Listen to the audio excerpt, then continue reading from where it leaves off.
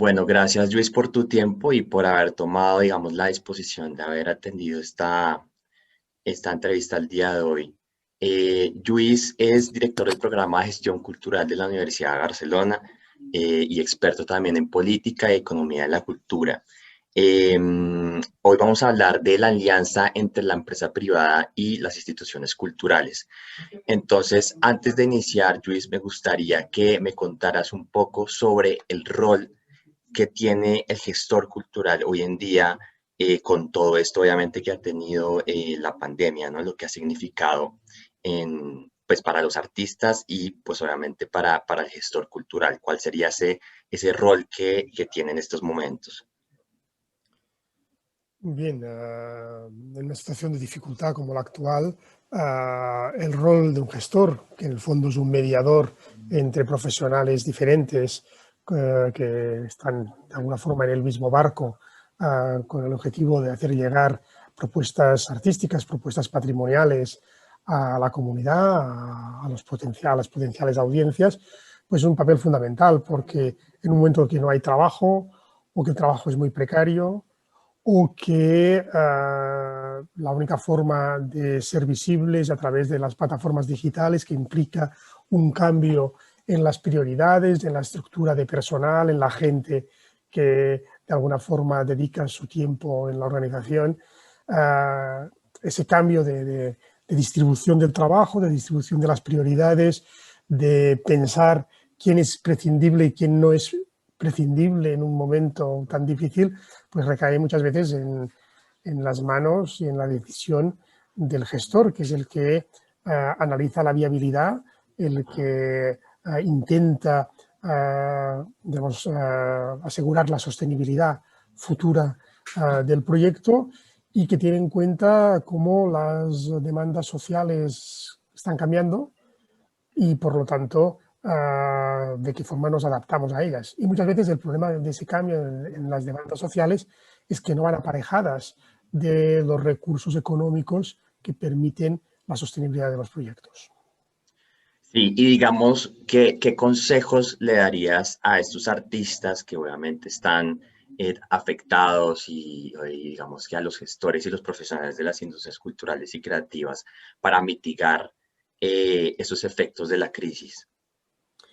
Bueno, eso depende mucho de en qué sector de actividad específica estás. Hay sectores de la cultura que están bollantes porque resulta de que están centrados en temas de digitalización, en realidad virtual, en actividades, digamos, que no requieren la presencialidad física, y en cambio todo aquel sector, como puede ser el espectáculo en vivo, como puede ser, digamos, el trabajo más cultural comunitario, pero también de alguna forma eso llega a alcanzar, quizá en menor medida, pero también a los museos, a todo lo ligado al turismo cultural. El turismo está por los suelos, la gente no viaja, y por lo tanto quiere decir que todos aquellos proyectos que vivían en buena medida del público turístico, pues en ese momento han tenido que cerrar. Entonces la situación es muy, muy, muy, muy compleja, y no hay una recomendación ¿Cuál? general, Sí, sino que sí, sí, sí.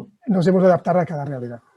Sí, y digamos ya mirando un poco hacia largo plazo, un panorama ya de pospandemia, ¿cómo ves tú qué va a ser el consumo y la oferta de bienes y servicios culturales? Bien, lo único que sabemos es que será diferente de lo que teníamos antes de la pandemia. Eso es Sí, evidente. sí, sí. Por un lado, se han acelerado procesos, algunos de los procesos que la propia digitalización ya nos marcaba se han hecho mucho más generales, es decir, gente que nunca en la vida se hubiese planteado por su edad, por su uso limitado de las tecnologías, que estaría pues haciendo conferencias virtuales todo el tiempo, consumiendo a través de esas plataformas, etcétera, pues eso ha acelerado un proceso. Eso va a continuar, eso va a Ujú, continuar. ujú. Probablemente, seguro, que habrá un retorno y una valorización nueva hacia lo presencial, es decir, hay unas ganas de presencialidad enormes, pero atención, que la gente también se ha acostumbrado a la comodidad de estar con zapatillas digamos, y bata en casa consumiendo cultura en lugar de salir a la calle, ¿no? Sí, Entonces, sí. no sé, me imagino una ciudad como Bogotá, con esos trancones de tránsito que la caracterizan. Yo decido ir al teatro, decido ver un espectáculo, o quiero ir al centro histórico, a la Candelaria, No va a a, pensar. pues quizá me lo pienso 3 veces porque es muy Ujú, cómodo estar en casa ujú. pues mirando una producción fantástica que me llega desde no sé qué lugar del mundo, y que, digamos, no me obliga a... Entonces, ¿qué es lo que realmente echaremos en falta? Ese contacto físico, ese contacto... Entonces, ¿cómo cambiarán las propuestas culturales para poner el énfasis en aquello que lo digital no puede poner? ¿Qué es en la experiencia? Entonces, a mí si me tratan como un número, probablemente no me interesa hacer el esfuerzo de desplazarme. Ujú. Es decir, ser un número más en un acto hipermasivo, o quizás lo que me interesará es sentirme único en un acto en el que me siento mimado.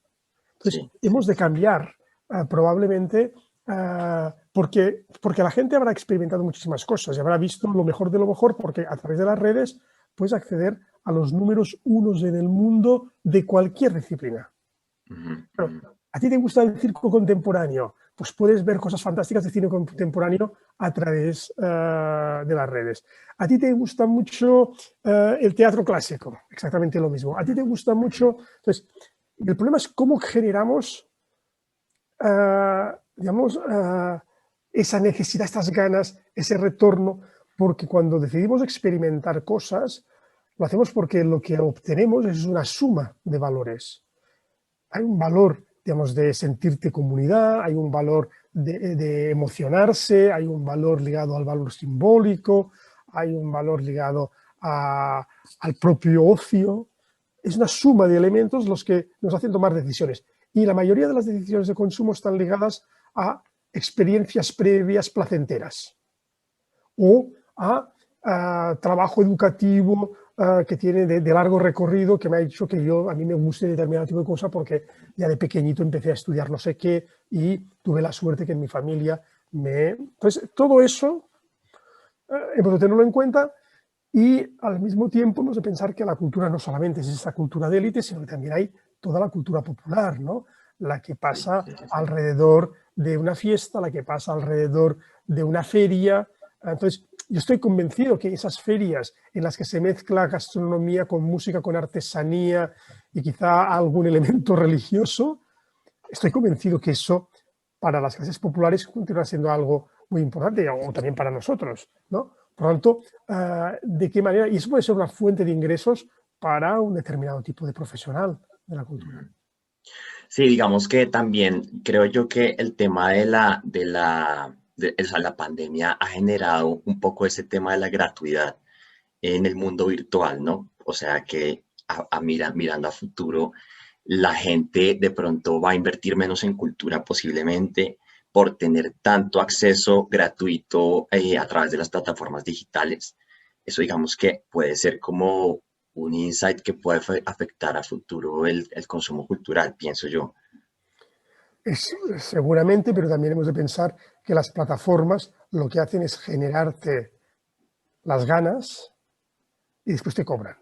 Es decir, Mm, todos nosotros sí, empezamos con una cuenta gratuita en Spotify y ahora la gran mayoría pagamos 10 euros o 10 dólares o lo que sea, no sé cuántos pesos le corresponden en el caso colombiano, para no tener de aguantar toda la publicidad que te tienes de comer si vas en la versión gratuita, ¿no? sí, Por sí, lo sí, tanto, sí.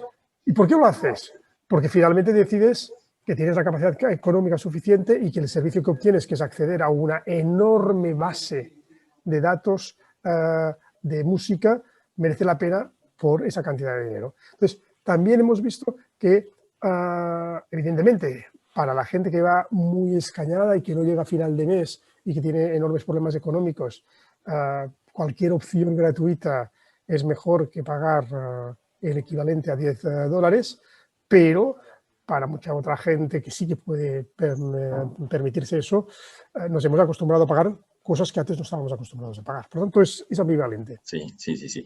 Ah, bien. Y, Luis, y digamos que sabemos que un proyecto cultural, un equipamiento cultural debe multiplicar sus ingresos a través del sector público, privado y obviamente a través de bueno, actividades complementarias y la venta de los productos y servicios que tiene el propio equipamiento proyecto.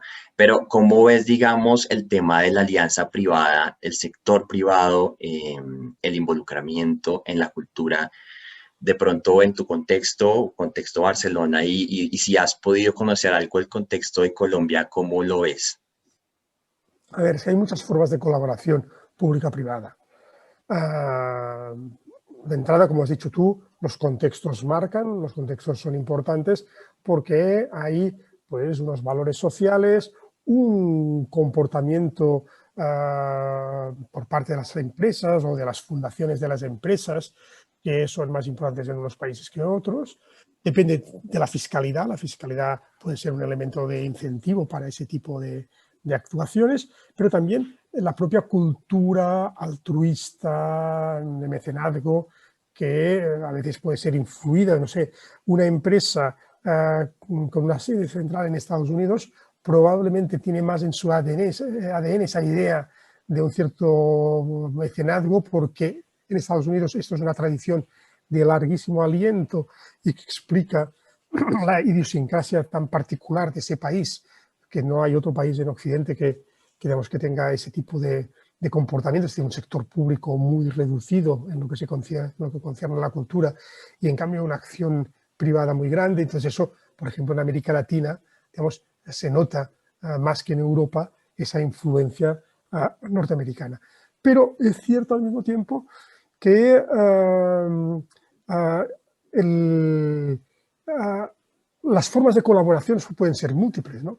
Se puede incentivar desde lo público en la medida en que hace propuestas de colaboración específicas, de trabajo, de hacer cosas conjuntamente, o no. Es decir, desde lo público se puede decir, o no, este es tu espacio, este es mi espacio, yo no me meto en el tuyo, tú no te metes en el mío. Es decir, eso también depende de si hay o no hay políticas públicas específicas, ¿no? Entonces, mi experiencia, o lo poco que yo sé de mis múltiples viajes a Colombia, es que hay algunas grandes empresas con una enorme tradición a ese nivel, pero cuando uno analiza, por ejemplo, los fondos de desarrollo regional en Colombia, ve que finalmente quienes ponen el dinero es el sector público, son empresas que dependen del sector público, y ves poca colaboración real por parte de la empresa privada. Entonces, yo creo que a veces hemos de vigilar entre el discurso políticamente correcto y la realidad, ¿no? Y después también analizar el por qué esas empresas hacen eso. Entonces, puede haber fundaciones absolutamente altruistas que van muchísimo más allá de lo que hace el sector público y que son fundamentales para entender pues, el nivel de compromiso y de generosidad de la sociedad colombiana en proyectos fantásticos. Pero también vemos otros ejemplos en el que hay un interés clientelar o un interés muy específico para abrir un determinado tipo de mercado. Es decir, es difícil juzgar a todos por el mismo parámetro. Yo diría que hay gente que sin ellos estaríamos mucho más para atrás y hay otros que se aprovechan. Pero eso es tan común como la vida misma. Sí, y viendo entonces desde ese punto de vista, ¿tú crees que los artistas en el contexto europeo tendrán más ventajas en cuanto a obtener financiación privada que los artistas o los profesionales en Latinoamérica? A ver, en el contexto europeo lo que hay es un sector público mucho más desarrollado, con mucho más dinero que en América Latina. En América Latina, el sector público, cuando hace acción cultural, en general, la centra mucho en sus propios equipamientos, en sus propios proyectos. Y no acostumbra o no hay una tradición tan desarrollada de incentivo a iniciativas de tercero, a utilizar ese dinero público para incentivar a que los otros hagan lo que quieran, sino que hay una cosa mucho más direccionada, ¿no? Sí, sí. Entonces, claro, los profesionales de la cultura puede haber los que trabajan para el sector público, que son funcionarios públicos, para decirlo de alguna forma, o hay los que presentan propuestas a fondos concursales. La pregunta es, Ah, ¿qué importancia tienen los fondos concursales en Colombia sobre el conjunto de la economía creativa y cultural de Colombia? Ujú, ujú. ¿O resulta que la mayor parte del dinero público se destina a los propios proyectos del sector público o una parte a beneficios fiscales que benefician fundamentalmente determinado tipo de empresas? ¿Y hasta qué punto se está alimentando un tercer sector independiente, crítico, autónomo, que puede vivir en parte del sector público, en parte del sector privado y en parte de su propia actividad y, por tanto, de su mirada, digamos, hacia la autofinanciación? Entonces, de alguna forma, probablemente la respuesta no es única porque Colombia es muy diversa. Yo no puedo poner en el mismo saco lo que está pasando en Popayán o lo que pasa en Cundinamarca o lo que pasa en la costa caribeña o lo que pasa en el Pacífico. ¿No? Son mundos muy diversos, ¿no? Medellín o Cali no son ciudades parecidas y evidentemente si yo me voy a Cartagena con un sector turístico, que por cierto en este momento está sufriendo mucho, o voy hacia la Sierra de Santa Marta para poner otro lugar de la costa caribe. Es evidente, digamos, que en todos esos lugares la realidad es diferente y por lo tanto yo no puedo estudiarla de la misma forma, porque hay una economía productiva diferente, hay Ujú, zonas ujú. caribeñas, hay zonas industriales, hay zonas turísticas, hay zonas donde el sector agrario continúa siendo muy, muy importante, o donde el sector servicios. Y claro, todo eso es importante. Es decir, no podemos mirarnos a Colombia solamente desde la perspectiva de Bogotá. Sí, sí, sí, sí, total. Y digamos, ¿cómo crees que se puede generar mayor interés y participación de la empresa privada a la hora de apoyar la cultura y pues para que implementen obviamente este apoyo a la cultura dentro de los programas de responsabilidad social corporativa? A ver, uh, los programas de responsabilidad social corporativa dependen en buena medida de los valores éticos de la propia empresa, del respeto que pueda o no tener hacia el territorio donde está sentada, hacia las comunidades que están allí. A veces se utiliza para, de alguna forma, acompañar a los propios trabajadores de la empresa. A veces se utiliza para tener un entorno próximo favorable a la actividad de la empresa, porque quizá esa empresa está descontaminante o esta empresa, digamos, genera algunos problemas. Entonces, de alguna forma, la acción de responsabilidad social es una manera, digamos, de vender una imagen más positiva de la empresa. A veces la empresa simplemente se da cuenta que sin un tejido cultural rico, difícilmente podrá, digamos, obtener y tener buenos profesionales creativos que es lo que hagan, que ayuden a la diferencia, a ser realmente competitivos a nivel internacional. Entonces, por eso puede depender mucho. Nos podemos encontrar en empresas que realmente tienen una campaña fuerte en lo cultural y en cambio otras que se dedican a lo social, porque ven que a su alrededor hay una necesidad social enorme y que para garantizar la paz social, para tener una comunidad cercana pues más pacificada, pues han de invertir más en elementos sociales. Entonces, o otros que al revés, que es el tema ambiental, que el tema ecológico, el que los motiva. Por lo tanto, hay una diversidad de motivaciones, todas son absolutamente fantásticas, que afecten a lo cultural, al mundo de las artes y del patrimonio. En general es menor.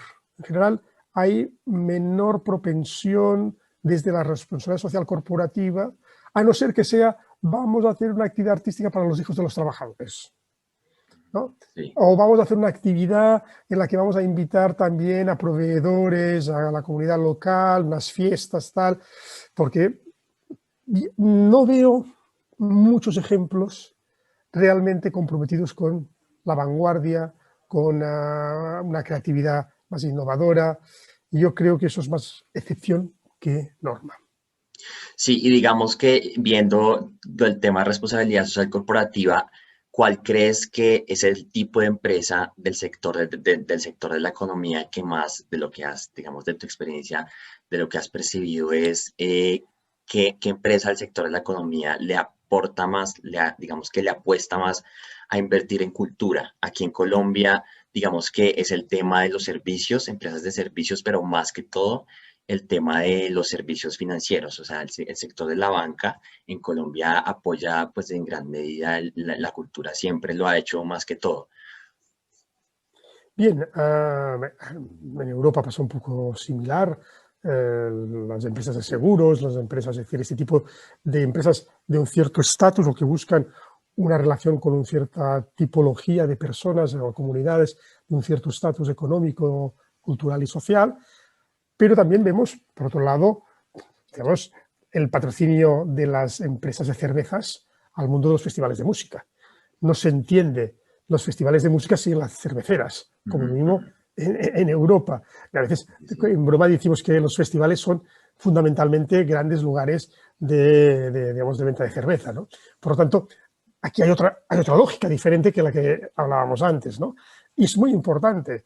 Hay estudios muy interesantes realizados, sobre todo en el sector deportivo, no tanto en el sector cultural, en el que se demuestra que los usuarios o los fans de los clubs tienen una visión mucho más positiva que la mayoría de la población de su propio territorio respecto de las empresas que hacen patrocinio empresarial en su ámbito deportivo.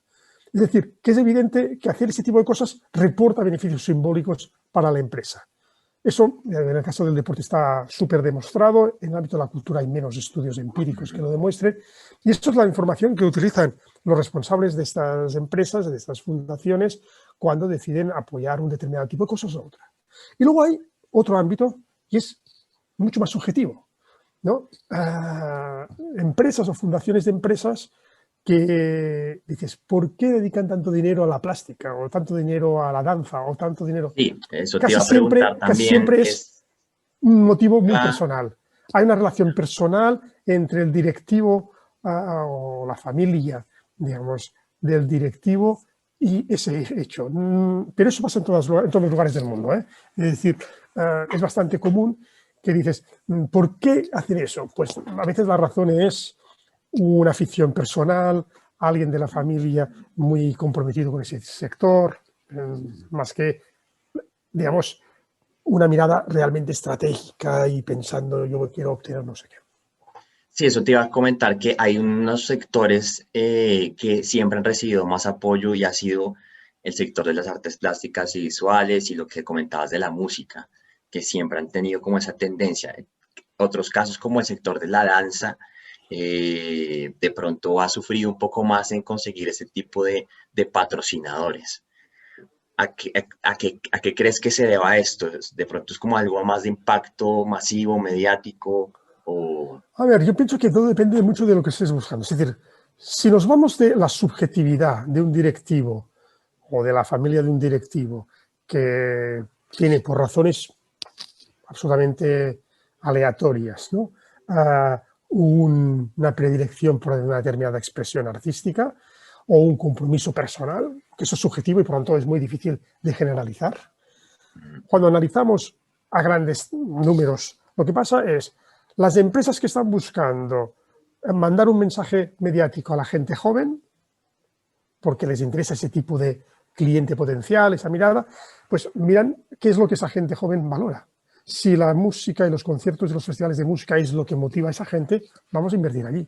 Si resulta que soy una empresa que lo que me interesa y tengo un gran público popular porque yo vendo un producto que me compran en grandes mayorías, pues las clases populares, probablemente me dedicaré a patrocinar ferias artesanales, ferias, digamos, populares a lo largo del país, ¿no? Ujú. Si a mí lo que me interesa es llegar a una tipología de gente más elitista, más, digamos, que toma decisiones importantes en sus comunidades, bueno, probablemente me fijaré en cuáles son las apetencias de esa gente para poder, digamos, dialogar con ellos a través de ese tipo de acción, ¿no? Por lo tanto, siempre hay unos más o menos cánones de respuesta y explica, digamos, por qué se invierte más en una cosa que en otra. Tanto en el interior del ámbito cultural, música versus danza o plástica versus patrimonio, Ujú, o ujú. la cultura frente a la acción social, a la acción ambiental, a la acción deportiva, es decir, alternativas de inversión por parte de las empresas. Bien, y Luis, hay muchos, digamos que aquí en Colombia, muchos artistas me han preguntado y me han dicho si yo soy un proyecto que está empezando, emergente, que no tiene tanta trayectoria, ¿cómo yo puedo llegar a conquistar a ese empresario para que pueda, digamos que, patrocinarme una actividad cultural? ¿Cuáles serían como esos criterios que tú crees que debe tener un proyecto cultural de esta tipología para que sea atractivo para un empresario? A veces es fijarte en lo que tienes en común. Si lo que tú tienes en común es un interés por una comunidad de un territorio específico, porque esa empresa está sentada allí, tiene sus proveedores, sus clientes, sus trabajadores en esa zona, yo lo que le puedo ofrecer es mi arraigo en esa comunidad. Y por lo tanto, voy a buscar decirle, mira, y puedes empezar por cosas muy humildes y lentamente puedes ir creciendo. Es decir, no siempre hemos de ir a buscar el dinero a la gran empresa, podemos ir a buscar el dinero a la pequeña o a la mediana empresa, ¿no? Entonces, esa pequeña o mediana empresa que le puedes proponer, mira, organizamos una serie de actividades, de conciertos, de lo que sea, cómprame 50 o 25 entradas que vas a regalar a tus proveedores, a tus clientes, a tus trabajadores. Y bueno, es una cantidad que para la empresa es una cantidad pequeña. Si tú consigues que 20 empresas de tu zona, pequeñas o medianas, hagan eso, resulta que tú de repente a 25 por 20 empresas, resulta que de repente acabo de vender 500 entradas. Y esas 500 entradas para mí representan, por ejemplo, digamos, un fijo que tengo vendido antes de empezar, que me permite escalar en dimensión y por lo tanto amortizar determinados costes fijos. Entonces, y esa gente las de mimar y cuidar, y entonces mucha de esa gente dice, pues sí, el otro día me encontré con uno de mis clientes, me encontré con un trabajador que me dijo, ay, mire, muchísimas gracias, señor tal, porque resulta que usted me dio esta entrada y fui con mi mujer, lo pasamos tan bien, le quería agradecer la atención. Y para ese empresario, dice, pero eso solamente me ha costado esa ridícula cantidad de pesos. Y en cambio me está dando todo ese feedback positivo. Entonces, de pequeñas cantidades, tú puedes intentar escalando y llegar a una estructura mucho más amplia de posibles financiadores. Bueno, bien, Luis. Y ya, digamos que está para cerrar un poco cómo va el panorama en Barcelona y en Cataluña digamos que, pues obviamente todas las alternativas que está tomando el gobierno o bueno, sí, el gobierno y qué medidas han tomado, digamos que para ayudar al sector en este momento, cómo está el contexto. Bueno, el contexto, digamos, en todas partes no es fácil, sobre todo para el sector turístico y para el sector del espectáculo en vivo, un poco menos para el sector del patrimonio. Depende si como sabes, Barcelona es la ciudad, es la quinta destinación turística urbana de Europa y por lo tanto le ha afectado muchísimo el turismo y además toda nuestra costa es una costa que atrae cada año, digamos, el año 2019, el último año normal, para decirlo de alguna forma, pues creo que vinieron 19 millones de turistas extranjeros, más todos los turistas nacionales, pues estamos hablando de una cantidad bestial de personas que el año 2020 no han venido. Claro, ese 19 millones de visitantes que vienen, se alojan, comen, hacen actividad, pasean, dejan una cantidad de dinero bestial. Y el sector de la cultura se ha aprovechado, no solamente el sector del turismo cultural y patrimonial, sino indirectamente en muchos otros ámbitos. Y claro, eso no ha venido ese año 2020 y el 2021 vamos a ver a partir de qué momento empieza a llegar eso. Entonces, eso ha generado unas pérdidas económicas brutales. Gracias a Dios, Cataluña es al mismo tiempo la principal zona industrial de España y por lo tanto, y la industria en cambio está funcionando bien. Es decir, el sector turístico es un desastre y por lo tanto la caída del Producto Interior Bruto cuando tienes un sector turístico tan grande, tan desarrollado, ha afectado muchísimo, pero en cambio la industria está funcionando y luego hay un cambio de hábitos y un cambio de gasto de la sociedad, ¿no? Entonces, el problema está en la gran tensión que existe en todas partes y es ¿dónde pongo el énfasis? ¿En la salud de los ciudadanos o en el desarrollo económico? Entonces, ese es el gran reto. Los países más ricos se pueden permitir el lujo de poner el énfasis en la salud, cerrar amplios campos de la economía, subvencionar a esa gente que cobre igualmente cada final de mes sin ningún problema, eso da una cantidad de dinero y dentro de un año veremos, ya recuperaremos el dinero, hemos podido pagar todo eso y hemos tenido una pérdida humana mucho menor. El problema que tiene Europa es que al ser sociedades desarrolladas desde hace muchos años, tenemos una edad media de la población muy alta. Y tener media de edad, tener mucha gente de 80 años y mucha gente de 90 años. Hay más víctimas, ¿no? Hay más víctimas. Y claro, entonces, tú puedes tener el mismo número de infectados, pero la cantidad de gente que se muere, es decir, si tú te infectas, la probabilidad de que te mueras es muy baja. Si yo me infecto, la probabilidad de que yo me muera es más alta. Y si se infecta una persona de 90 años, la probabilidad de que se muera es altísima. Entonces, si tú tienes mucha gente mayor, tenemos mucha gente que se está muriendo. Entonces, sobre todo en los primeros meses, que aún no se conocía suficientemente la enfermedad, los médicos aún no sabían muy bien por dónde tirar. Ahora, gracias a Dios, hay mucha más información y el número de muertos es mucho menor. Pero claro, me ha llegado la famosa cepa británica y ahora hay la cepa brasileña, etcétera, y eso es mucho más contaminante, ¿no? Entonces, estamos vacunando a la gente, pero se ha empezado por los médicos, por las residencias de ancianos, por ese tipo de cosas. Ahora nos han dicho que nos van a vacunar a los educadores, entonces es un proceso lento y tampoco está garantizado, digamos que antes del verano todo el mundo esté vacunado. Parece que las farmacéuticas Eso te iba a llegan, ¿no? eso te iba a preguntar yo, ¿tú crees que estos festivales como el Primavera Sound, el Cruilla, el Sonar, bueno, estos grandes festivales se puedan llevar a cabo en este verano próximo de alguna forma? A ver, están reprogramando sus actividades, las están retrasando al máximo para que sean factibles. No sabemos exactamente, es decir, estamos en una situación de incertidumbre, estamos a principios de febrero, nadie se atreve al 100%, o sea, a vaticinar qué va a pasar. El verano pasado no fue malo, en el sentido de que pudimos tener una vida relativamente normalizada porque digamos, después de la primera ola la vida se normalizó bastante. El problema ha sido que la segunda y la tercera ola, la segunda no ha sido fuerte, pero esta tercera está siendo mucho más fuerte. Ahora, como mismo en Cataluña, parece ser que ya le tenemos la bota puesta a la tercera ola y ahora ya empieza a decaer, pero esa segunda ola ha sido mucho más fuerte que la segunda. Y no hemos llegado a confinamientos grandes. Tenemos los teatros abiertos a medias, a 50%. Claro, si lo comparas con los países europeos que lo tienen cerrado a cal y canto, la pregunta es, ¿qué es mejor? ¿Tener cerrado a cal y canto y subvencionar a todos los profesionales? ¿O subvencionar menos porque no tienes tanto dinero? Tener abierto a la mitad, con lo cual no siempre es rentable. Hay veces que sí que es rentable. Ajá. Porque claro, también has reducido la estructura y tienes las subvenciones extras.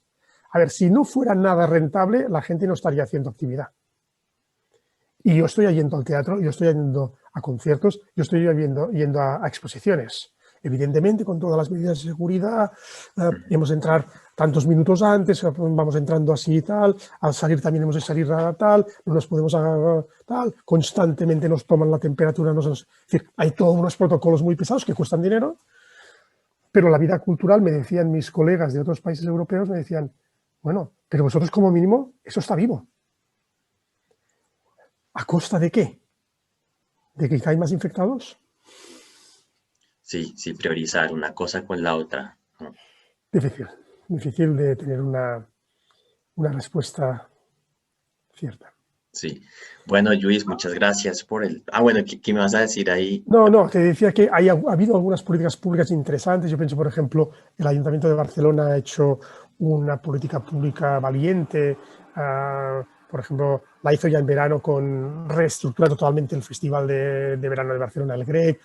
Ha anulado los premios Ciudad de Barcelona, que tenían muchísimos años de existencia, para convertir todo ese dinero en becas para artistas jóvenes, para ayudarles a sobrevivir. Es decir, hay mucha actividad y muchas cosas muy interesantes, gente que está rompiendo esquemas para dar respuesta a la situación. El problema es cuántos proyectos vitales, porque el arte está lleno de proyectos vitales, ¿eh? ¿Cuántos proyectos vitales van a desaparecer? ¿Cuánto know-how, cuánta experiencia va a desaparecer? Y ya no vamos a recuperar. Y también por lo que dices que bueno, la cultura es muy frágil, ¿no? Los proyectos no se piensan mucho a largo plazo y que también dependen mucho de del sector público, de lo que tú dices, estímulos, becas, bolsas de, bueno, de ingresos y todo esto. Entonces, si hay un recorte de este tipo, el proyecto de una vez prácticamente ya queda, pues, Queda mermado y muy difícil de poderse recuperar. Entonces, aquí hay todo un drama en el sentido de que cuánta creatividad que va a desaparecer. También es verdad que hay una enorme imaginación en ese momento, gente que se espabila haciendo cosas, ¿no? Vamos a ver un poco, pero es difícil tener la bola de cristal y saber exactamente qué pasará dentro de un año, ¿no? sí, sí, sí. Bueno, Luis, muchas gracias por tu tiempo y tu disposición, por no Muy habernos, bien, pues digamos nada, que, Esteban, ayudado en esta entrevista, en esta conversación así brevemente. pues nada, un placer. Ya sabes que cooperar con Colombia es siempre una gran alegría. Me gustaría volver a visitaros, pero de momento no Y nos ojalá dejan viajar. vuelvas. Ojalá pronto nos dejen viajar de nuevo. Sí, sí, Muy sí. bien, pues nada, Bueno, Luis, un abrazo un y abrazo. saludos a todos los colegas Vale. colombianos. Gracias por todo. Cuídate, que estés bien. Chao. Igualmente, chao, que vaya bien. Chao. Cierro, ¿eh, Esteban?